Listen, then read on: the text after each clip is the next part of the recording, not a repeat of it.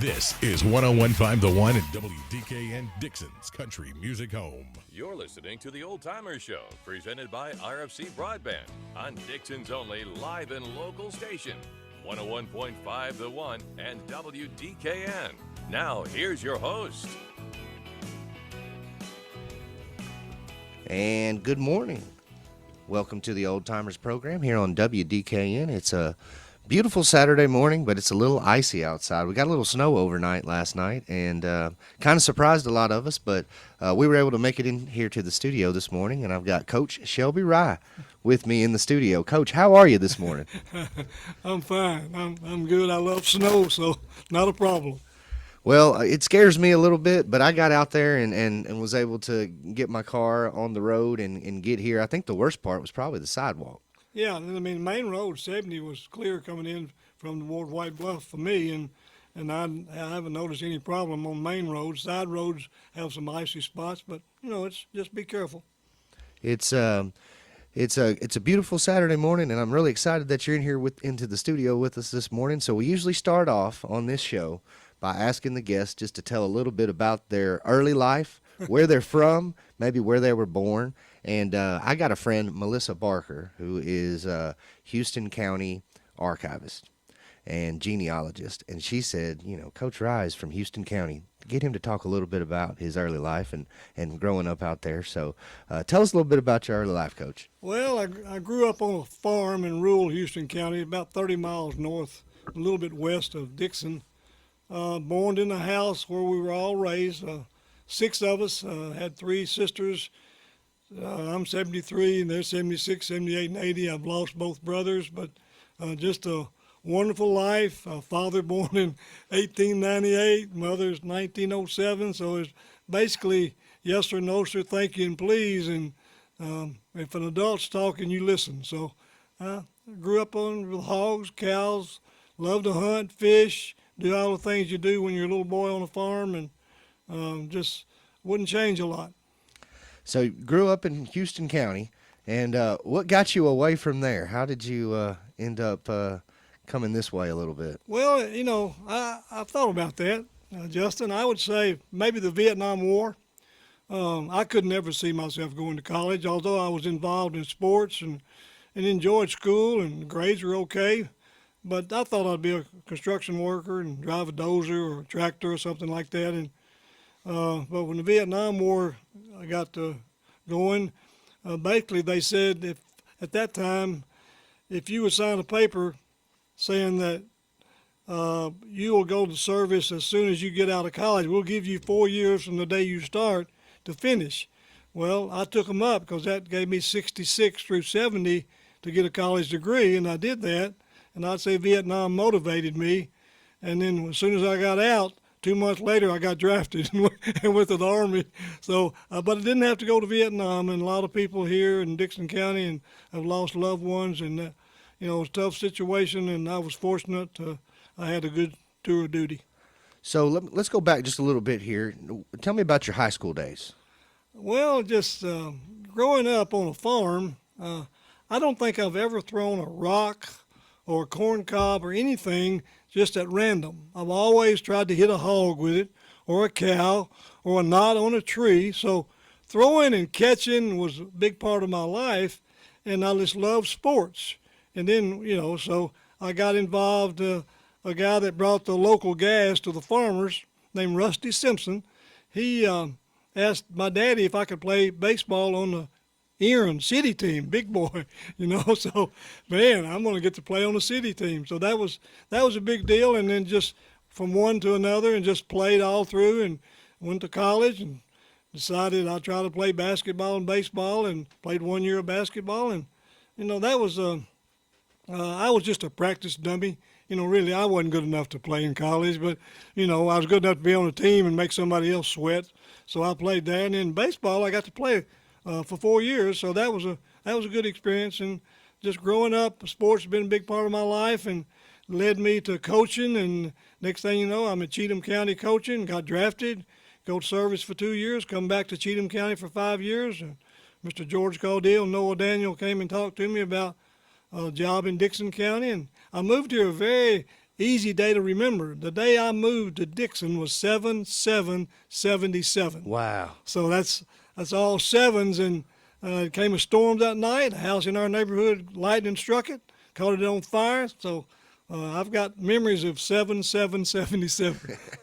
So what was your favorite sport growing up? Was it baseball? Well, yeah, but probably because you could practice basketball by yourself, and that's not as much fun Right. as playing baseball with a group. Yeah. You know, so probably baseball was really. So how did you become a teacher? What led you to get involved in the education and make that your career? What led you to teaching? Well, there's probably teachers wherever they are now, gone, that's turned over in their grave a lot of times when they found out Shelby Rye is teaching. He taught 40 years, you know, so that's probably. But when I went to college, you know, I'd never studied. You just get by memorizing and learning things that the teacher says, but by paying attention.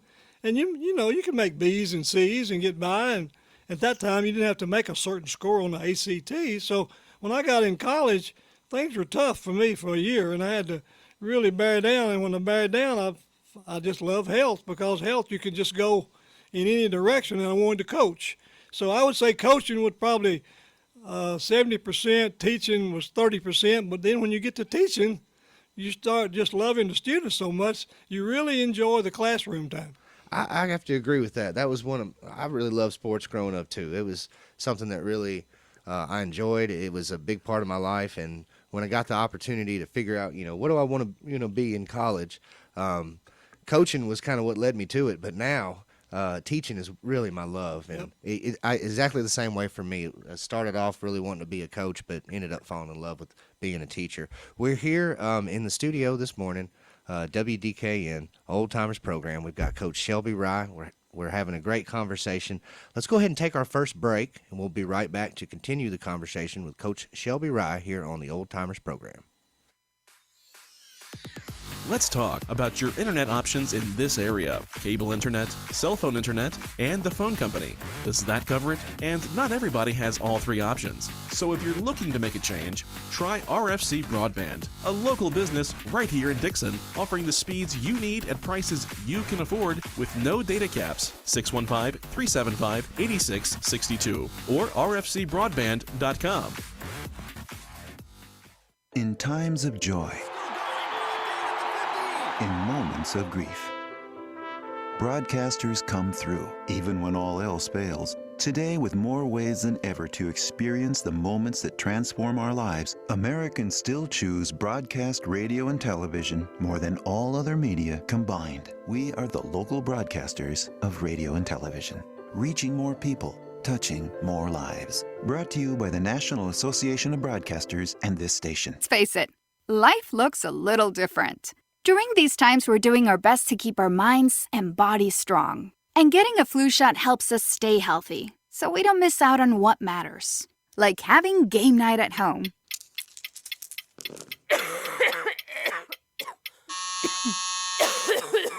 Yeah, can't do that while sick with the flu. Now imagine family movie night that your daughter can't live without. Well, that's ruined. And don't forget your uncle's socially distanced cookout.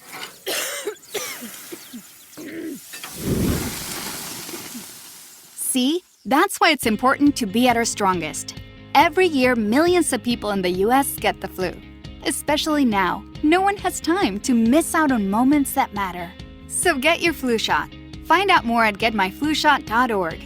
Brought to you by the AMA, CDC, and the Ad Council. And we're back here on the Old Timers program here on WDKN. I've got Coach Shelby Rye in here this morning.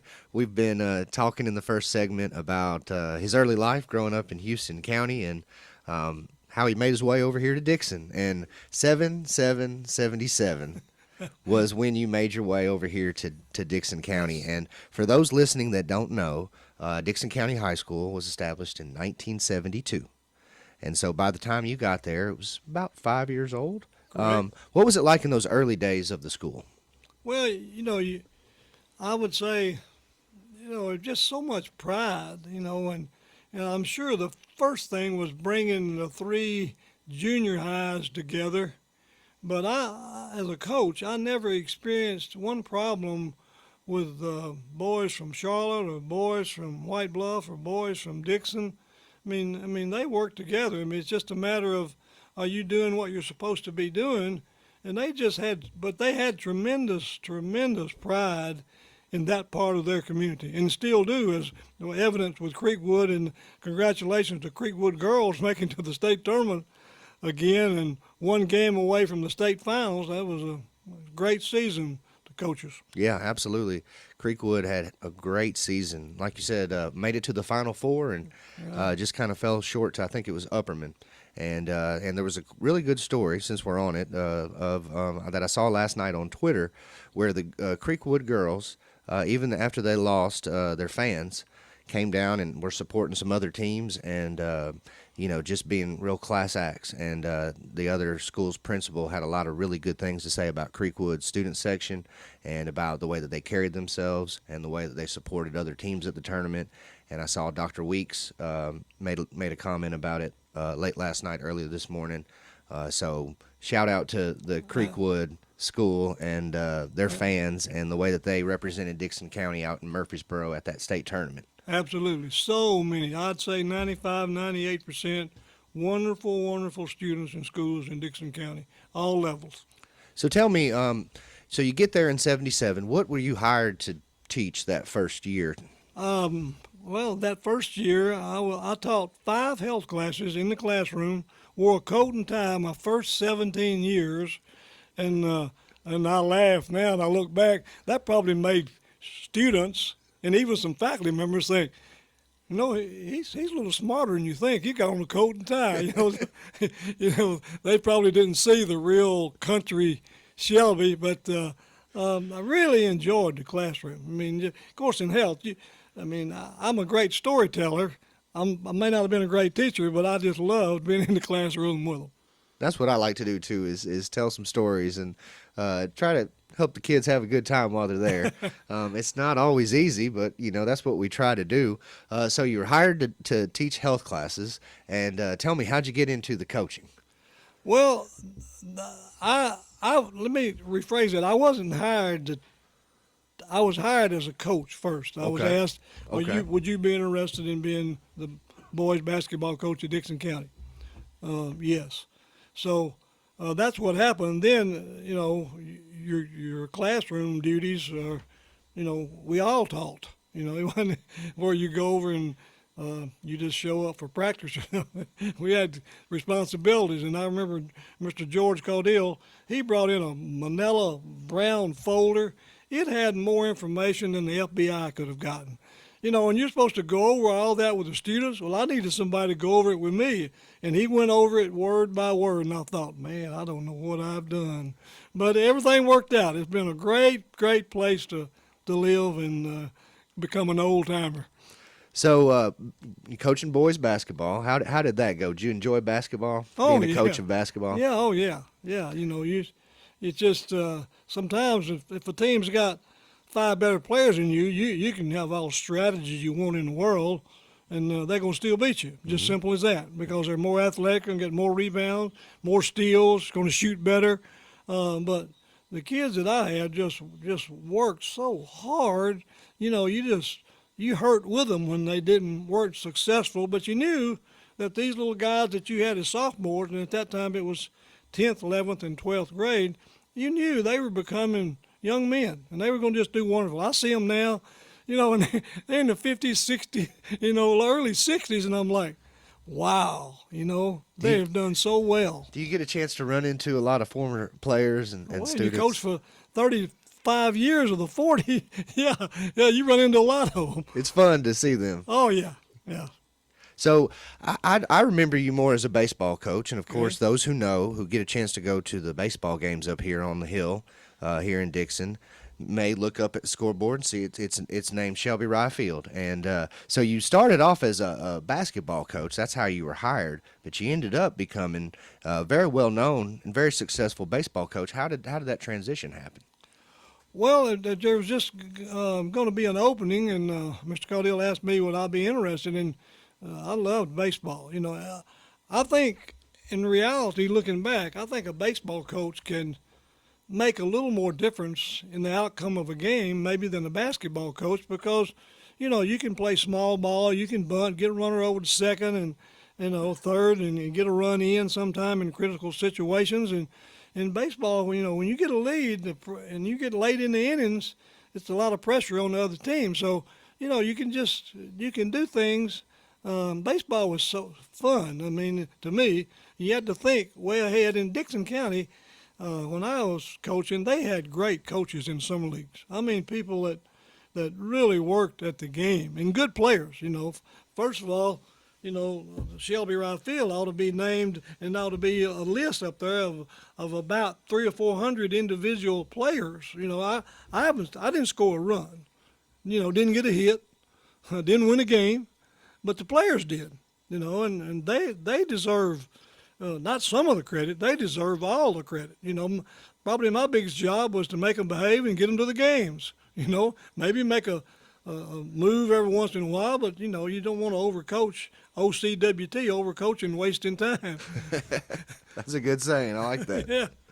Well, and Dickson County baseball is still doing pretty well. Oh yeah, Coach Parker, he, there's nobody more enthusiastic than baseball and Rodney Parker, and he was a player that I was privileged to coach. So I know they're doing well, and we've always had, when I coached, we always had good pitching. Good pitching usually beats good hitting. We had people that could hit, played solid defense, and my philosophy was, we're going to make the routine play. We'll just let the great play take care of itself. And every once in a while, you make a great play. So the field there is not very old. At the high school, it wasn't always there. No. So where did you play before that? Played at Buckner Park, and the city kept it up, and thanks to people like Eddie Gray, got it ready for games. And infield was all bare, and left field, if you really hit a good one, a home run, you could hit it in the lake in left field at Buckner Park. So in Buckner Park was wonderful. A lot of good memories at Buckner Park. Tell me, so probably had a few successful seasons. Do any of them stand out to you? Any old memories of any baseball teams that were special that pop out at you? No, not really. I mean, I coached teams that were really good hitting and had average pitching. We'd win 13-8.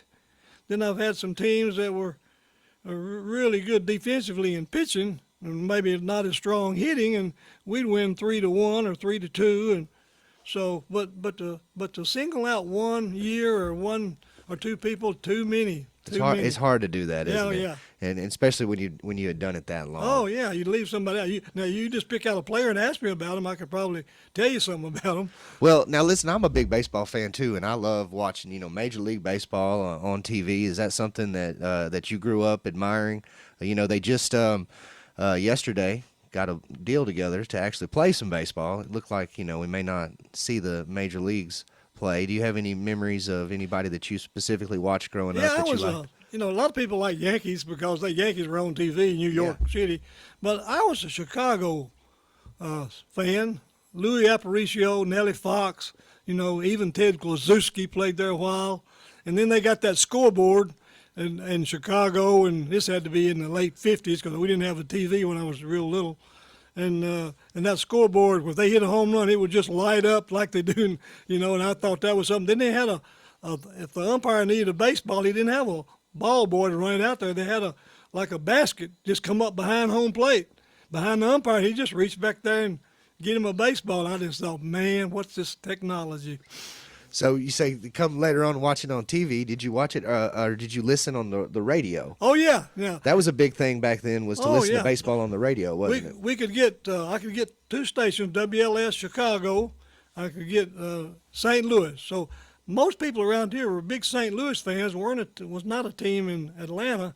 So the Cardinals, I've got a good friend. He's got a Cardinal license plate. He's got a Cardinal thing that colors the ball back to his trailer heads. It's just Cardinals. That's my first baseball game I ever saw was the St. Louis Cardinals in a professional stadium. Same thing for me, actually.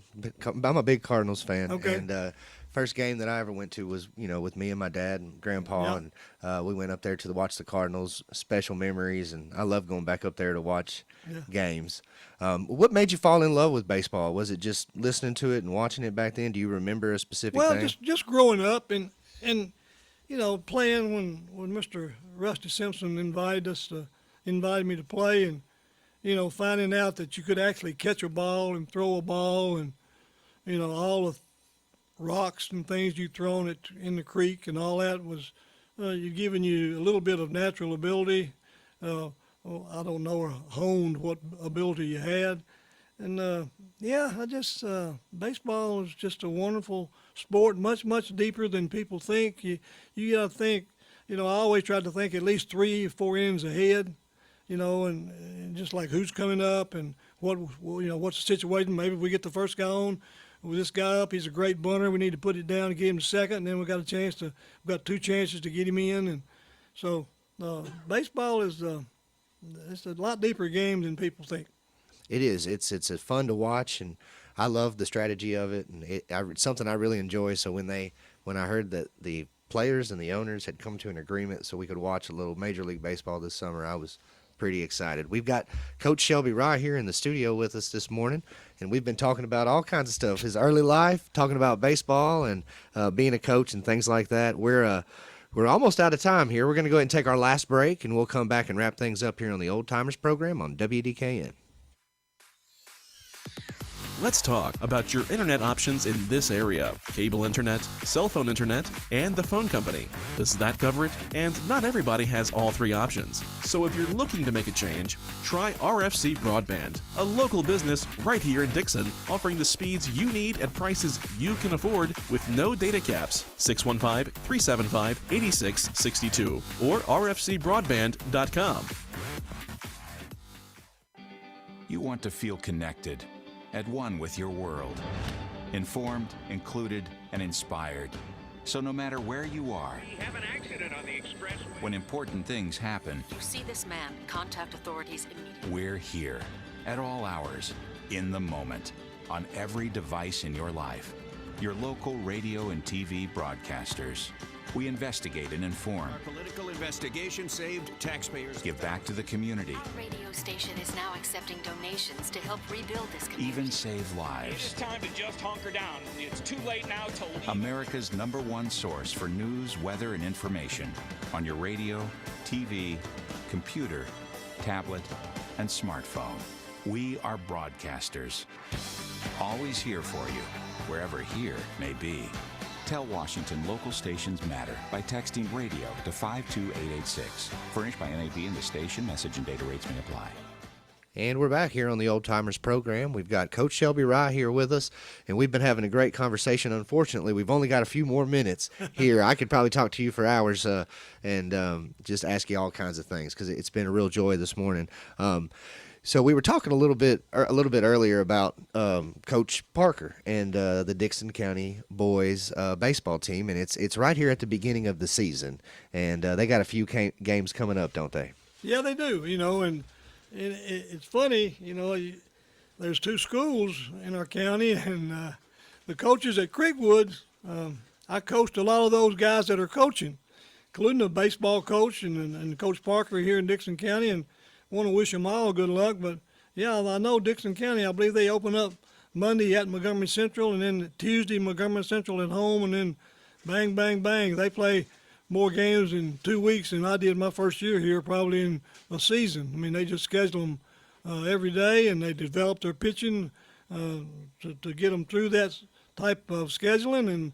And the players, they spend a lot of time at it now. I'm not sure I'm in favor of a kid just wearing himself out in one sport. I always thought I'd rather have a kid competing in football coming into basketball, or in basketball coming into baseball, just to be a competitive, to learn how to compete. Because when you play sports, I mean, you're going to have some great times, but you're going to have some times when it's just you and somebody else and one-on-one, and you're not going to always win. So you realize, hey, you know, you just got to keep working. And that's a big debate right now, I think, in sports. Yeah, I'm not, you know, I'm not bashing anybody for their children playing one sport. But, you know, I've talked to a lot of kids since they graduated, and several of them, many of them have said, you know, I wish I'd have played another sport in high school. But, you know, when you're going, the only thing you got to base it on is what's happening right now. And, you know, and every kid wants to be as good as they can be. Their parents want them to be as good as they can be. So they're doing what they think's the right thing, you know. Look, I'm looking back. They're looking present. Well, there are some students who play multiple sports, right. and I think some of them really enjoy it. And I've talked to a few of them, and I ask them sometimes, you know, what makes you want to play different sports? And they usually tell me, I can't, you know, I love it so much that once one season's over, Coach, I'm looking for something to do, you know, to occupy my time. And I have the opportunity right now to coach the Dickson Middle School soccer team, and it's a lot of fun, man. Sure, and we got some kids who just love soccer, and that's their main thing. But I've got a few guys that as soon as basketball season was over, they jumped on the team with us, and maybe they didn't have a lot of soccer skills, but they wanted to play, and they wanted to, you know, be out there with their friends. And so, you know, we're teaching them things like that. I got another guy who's wrestling. Unfortunately, he hurt his arm, so he's kind of out right now. But there's still some young kids who are trying to play multiple sports, and I admire them for it. And nothing wrong with specializing, but it is cool and fun to, you know, have the opportunity to play those different sports. And so you said you played basketball and baseball. Did you play anything else growing up? Yeah, I played football in high school. Houston County Erin just started the team, and we weren't very good. And, you know, everybody's doing what they thought was best. And I remember I was backup quarterback, and this is my senior year, and it started my junior year, so I didn't play. And then my senior year I played, and I was backup quarterback. And I really think we might have won that one game if they hadn't started me at quarterback. If they'd left the regular quarterback in there, we might have won that game. But since they started me, you know, I'd seen Johnny Unitas and Bart Starr, and I said, man, let's throw that thing. So I must have thrown, and we called our own plays. So I just threw it. I bet I threw it 40 or 50 times. That's, you know, that's probably not very smart. Well, it's been great having you in here this morning. We're almost out of time here. When I announced to everybody on Facebook and at school that I was going to have you on the show, a lot of people were excited. They had good memories they remembered of you. For those of them that are listening, do you have anything to say to them as we close out here, to the former students, former players, and just friends that are out there listening to you this morning? I would say that if they have one memory of me, that's good, that's wonderful. But I bet you I've got 2, 3, 4, a half a dozen of them, and I could come on here and you could just pick out 2 names and we could talk 30 minutes on any name that I've been around, because they influenced me in a positive way so much, you know, and I thank them all for that. And their smile, the way they conducted themselves, they're just a wonderful person to have coached and known. Well, thank you so much for being on the show. I got to say thanks to Mr. Jeff Bishop, who was able to connect me to you. You know, I asked a few days ago, I said, who do you guys want to hear on the Old Timers program? Your name came up, and Jeff was really nice to send you a message for me and connect us. And so thanks, Jeff. And I know a lot of people have enjoyed having you on, and hope we can get you back in here again someday. It's been a real pleasure this morning. I've really enjoyed it. Well, I have too, and it's nice to meet you up close and personal. Enjoy your article in the Post. Well, thank you so much. I appreciate that. And unfortunately, we're going to have to close out, but we've got Mr. Dale Reagan is going to be in the studio here in a few minutes with his program. So stay tuned, and I'll be back at 8 o'clock with Luke Frost. He's going to tell us about the new Luke's Burgers that's opening up over there where Tony B's used to be. So stay tuned for both of those programs, and thank you for listening to WDKN. In times of joy, in moments of grief, broadcasters come through, even when all else fails. Today, with more ways than ever to experience the moments that transform our lives, Americans still choose broadcast radio and television more than all other media combined. We are the local broadcasters of radio and television, reaching more people, touching more lives. Brought to you by the National Association of Broadcasters and this station.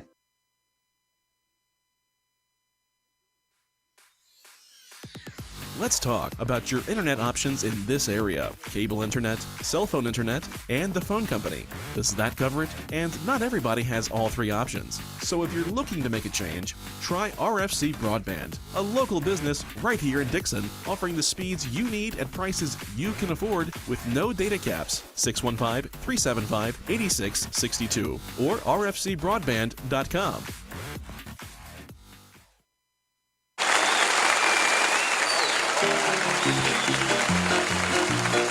Some morning soon, I'm gonna take to the air.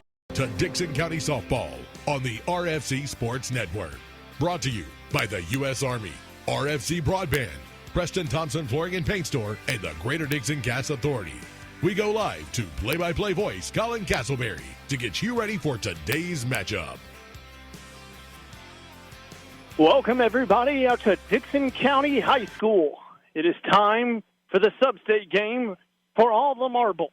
The winner of this one heads to the tournament next week. The loser heads home for the year. Dickson County hosting the Clarksville Lady Wildcats.